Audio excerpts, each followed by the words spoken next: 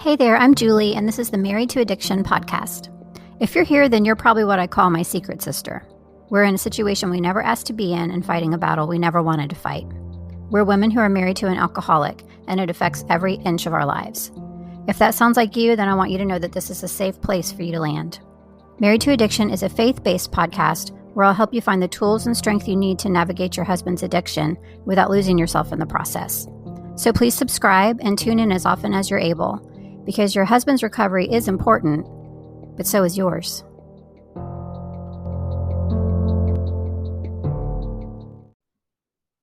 Hey there, before we get started today, I just want to make sure that you know about the Secret Sister Circle. This is something that I have just created. It's a brand new membership for my secret sisters, meaning other wives of alcoholics, that I really would love to have you join me in. It basically is a path to take you from being where you're at right now, which if you're like me, you're probably in the middle of feelings of hopelessness and despair and confusion, just not really knowing what to do, where to turn, and feeling like there's no end in sight. So I wanted to create kind of a journey for you to get you from that place into the restoration and wholeness that I know you can have in your life. Even as the wife of an alcoholic. So the whole vision for the membership is to get you off the emotional roller coaster of having an alcoholic spouse and just feeling like you're at the mercy of that day after day. We'll help you work through learning exactly what you can do to improve things instead of just feeling like you have to sit around and hope and pray that things are going to change someday. And also it helps you feel not so alone because you'll have a community of other sisters who are going through the same things that you are. So bottom line, if you need support and direction through the day-to-day struggle of being the wife of an alcoholic, then this membership is absolutely for you.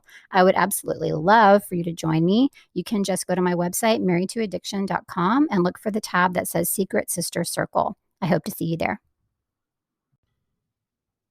Hello, and welcome to episode 22 of the Married to Addiction podcast. This episode is entitled How Codependency Hurts Your Husband and His Recovery. And I started looking back through the episodes that I've done so far, and I was surprised that I haven't specifically covered codependency yet. We're already in season 2, so this is the second episode of season 2, and so it's definitely high time to talk about this. I remember when my husband was deep in addiction, I did not understand what this meant. And then when I kind of started to grasp a little bit what it meant, I thought, that's not me. I'm not codependent. I'm just trying to help. I'm not codependent. I don't like that label. And that's not me. Looking back, I was 1000% codependent. I totally was. And I just didn't realize it, which is very typical for wives of alcoholics to not realize what they're doing when they're doing it. So that's why I'm here, to shed some light on some of this stuff for you, because ultimately all of these things that we are doing that we don't realize that we're doing or don't know how they're hurting us and our husband are destructive things, are things that we need to change, need to stop, need to correct, whatever the case. So today I want to talk about, first of all, what codependency is, if you do not understand what that means, because I didn't for a long time. And then how does it hurt your husband, of course. And then also, how does it hurt you? Because it really, really does. So we're going to cover that too. So the first thing is, what is codependency? The definition that I found says an imbalanced relationship where one person enables another person's self-destructive tendencies.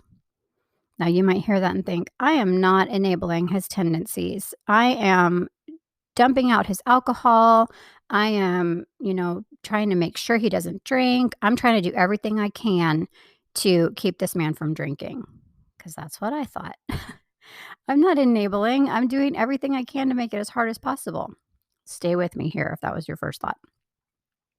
The next part of the definition says, it says definitions of codependency vary, but typically include high self-sacrifice, a focus on others' needs, suppression of one's own emotions, and attempts to control or fix other people's problems.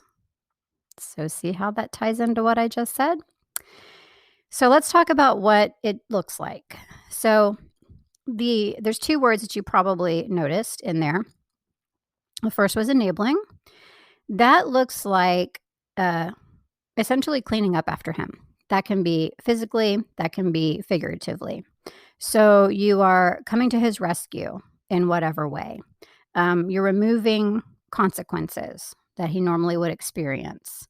You're making excuses for him. So let's talk about how specifically that could look. So coming to his rescue means that he has got himself in a predicament because of drinking, and you're going to go fix it. You're going to go, pick him up, help him out, whatever the case. Removing consequences is basically what comes after coming to his rescue, because whereas he would have a consequence if he was just left to deal with whatever mess he'd gotten himself into, if you are intervening and coming in to quote unquote help, because that is exactly how it feels at the time, and I understand that because I felt the same way, you are removing whatever consequences that he would be feeling. So making excuses for him, things like you're supposed to go out to dinner with friends or maybe your parents or whatever, and you make an excuse that he's just not feeling well. I remember telling people a lot, my husband has allergies, and he really does have allergies, but I would just say, his allergies are really bothering him. We can't come. Making excuses, giving him money. So he spends his money on alcohol and he doesn't have the money to pay for, I don't know, car repair, bills, whatever it is, and you're giving him the money. So basically what all of that equates to is enabling, and it feels like helping at the time. But the reason why it's called enabling is because you are enabling him to continue in his addiction, because you are keeping the addiction comfortable and keeping him comfortable in his addiction by helping, coming to his rescue, making excuses, cleaning up after him, and removing those consequences, which ultimately would be the things that he would feel that may spur him to seek help, to seek recovery. But he's not really having to deal with any of the bad parts because you are stepping in between him and those consequences. The second way that codependency looks is the controlling part. So that was in the second part of the definition that I read, attempts to control or fix other people's problems. So controlling looks like trying to fix him and his addiction. All the things that I talked about earlier, pouring out alcohol, following him around, looking for his stash, marking bottles to see how much he's had to drink, the yelling, the crying, the screaming, the ultimatums, all of that, trying to take control of the situation, trying to manipulate the situation, trying to take control of him and his behavior, trying to manage all of the fallout that has come because of the addiction. So that is all the controlling piece of it. So the enabling and the controlling piece are both parts of codependency.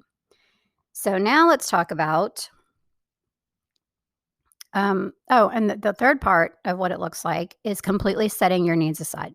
So you are so busy doing all of the things we just talked to, managing his addiction, trying to control his addiction, coming to his rescue, cleaning up after him, making excuses, all those things, that your needs are so far out of the picture that you don't even know what they are anymore. You are hanging by an absolute thread. You have absolutely nothing left physically, emotionally, mentally, spiritually. You are just walking around almost in a zombified state because you just have nothing. You have completely set your needs aside because you are so focused on his addiction, what he's doing, and how you need to manage it.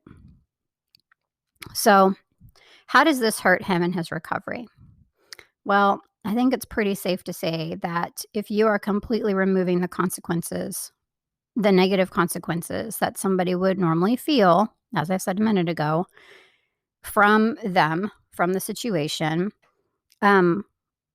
he doesn't really have any. I mean, it's still difficult for him to be in addiction, but he's not ever having those really hard situations where he's like, oh my gosh, like this is bad and this is really screwed up. What is happening right now? And I have to figure out how to fix it. Not, I'm so glad my wife is fixing it. Those are the types of things that move him towards recovery or make him start thinking about it or considering it or feeling like, okay, it's time. They say that people get to rock bottom, and I don't necessarily think that it's one specific, excuse me, one specific instance all the time that people come to that's like their quote unquote rock bottom circumstance or situation. Sometimes it can just be the culmination of several different things that have happened where he has had to deal with the consequences, and it's making life real uncomfortable, and it's making his addiction real uncomfortable. So it's hurting him, and it's hurting the potential for recovery if he's not experiencing those things because you are stuck in codependency, enabling, controlling, etc. So, why is codependency harmful for you? Well, clearly, as I just said, you are completely setting your needs aside because there's no time for that because you're so busy trying to manage what he's doing. So, this looks so many different ways. It can literally be from just the basic physical standpoint, like in my case, when I ended up covered in those stress induced hives for months at a time because my body was so physically stressed and tapped out. It can be setting aside your needs for, your own mental health. Like you feel like you're falling apart and you're going to have a breakdown because you're so busy managing all of these and you're not looking after all of these other things and you're not looking after yourself. It can look like setting aside the things that you need to get done at your job. It can look like, having not being there like you want to be for your kids. It can look like completely forgetting about and not even considering any of your hopes and dreams and goals that you had for yourself. That's harmful for you. I mean, all of those things are so harmful for you in every single aspect of your life. So, as you can see, codependency is not just hurtful for him, it's hurtful for you as well. Very hurtful for you. So, how do we fix it? Well, the first thing is you have to recognize that you're doing it, that you're stuck in these patterns, which hopefully this episode is helping you to do that. Because again, I did not see myself in this. I did not see that this was me. I did not relate to the word codependency. But now I can look back and think, oh my gosh, yes. So I hope that the way that I'm explaining it and the examples that I'm giving you today will help you realize that you are in codependent patterns if you are. So recognizing it, huge. Once you recognize that that's what's happening, you really need to formulate a plan to change these patterns and behaviors. And getting some boundaries in place can really help with that. Getting some help for yourself is critical. You've heard me say it a million times. Of course, I would love to be the one to help you with that. I've got the self-led course. I've got the Secret Sisters Circle membership. I would love to help you with that. But if you do not want to get help through me, at least try to seek out Al-Anon or some Celebrate Recovery or some other in-person help that you can get for yourself because it's absolutely critical. So you don't have to stay in codependent patterns and behavior just because you are there now. This has probably become a way of life for you. If you are doing this, you have probably been doing this for as long as your husband has been in addiction. I know I was. It was a couple of years that I was really just massively codependent, and it did hurt me a lot, and it hurt him too. And I can look back and see that there were a lot of things that had they been handled differently or had they been managed in a different way or a better way would have been a trillion times better for him, for me, for our family as a whole. So I hope that this has been helpful. I hope that this has shed some light for you. If you are in codependent behaviors, you don't have to stay there. Just do, think of one thing that you can change or that you can stop and commit to yourself to move forward into changing that one thing for now, and then another until you have begun to get out from under this, because in the long run, you are helping your husband, you're helping yourself, and you're helping your whole family. I hope that's helped. Again, I would love to help you with anything. If you'd like additional support, please let me know, and you can just email me, julie@marriedtoaddiction.com, or you can head to my website where there's additional resources for you and a get help button for you to move forward into one of the programs. Thank you so much for listening as always, and I will see you next time.